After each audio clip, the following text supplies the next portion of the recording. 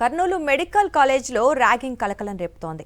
MBBS మొదటి సంవత్సరం విద్యార్థిపై third year విద్యార్థుల ర్యాగింగ్కు పాల్పడినట్లు కాలేజీ ప్రిన్సిపాల్ పోలీసులకు ఫిర్యాదు అందింది. ఇక అలాగే నేషనల్ మెడికల్ కౌన్సిల్కు మెయిల్ ద్వారా ఫిర్యాదు చేశారు బాధిత విద్యార్థులు. తమతో గోడ కుర్చీ వేయిస్తున్నారని, ప్రతిరోజు సెల్యూట్ చేయాలని వేధిస్తున్నట్లు కంప్లైంట్లో పేర్కొన్నారు. దీంతో వెంటనే విచారణ జరిపించాలని కాలేజీ ప్రిన్సిపాల్ను ఆదేశించింది నేషనల్ మెడికల్ కౌన్సిల్.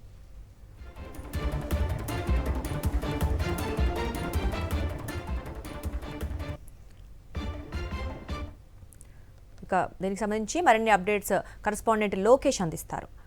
లోకేష్, చెప్పండి. మళ్ళీ ఒక్కసారి ర్యాగింగ్ కలకలం రేపుతున్నట్లుగా మనం చూస్తున్నాం. కర్నూలులో పరిస్థితి ఏంటి?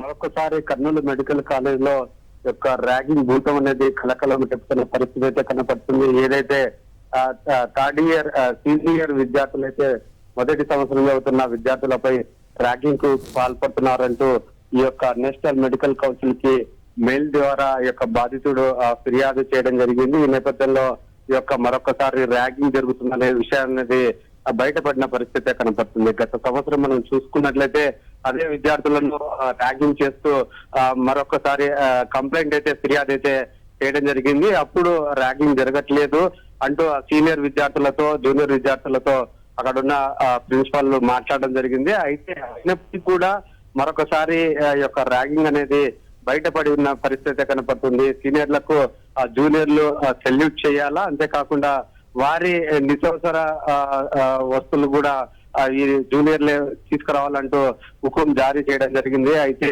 ఇటువంటి తాము చేయమని చెప్పిన తర్వాత ఆ యొక్క సీనియర్ జూనియర్ విద్యార్థులను పనిష్ చేస్తూ వాళ్ళకు పనిష్మెంట్లు ఇవ్వడం కూడా జరుగుతుంది.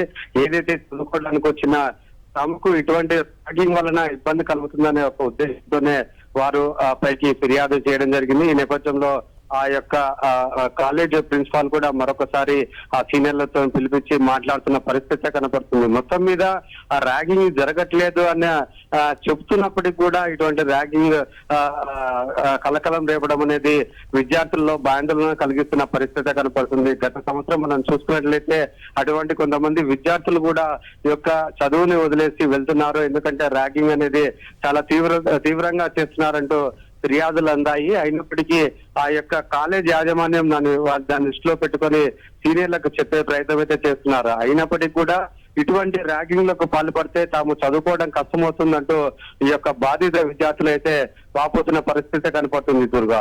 Right, thank you Lokesh.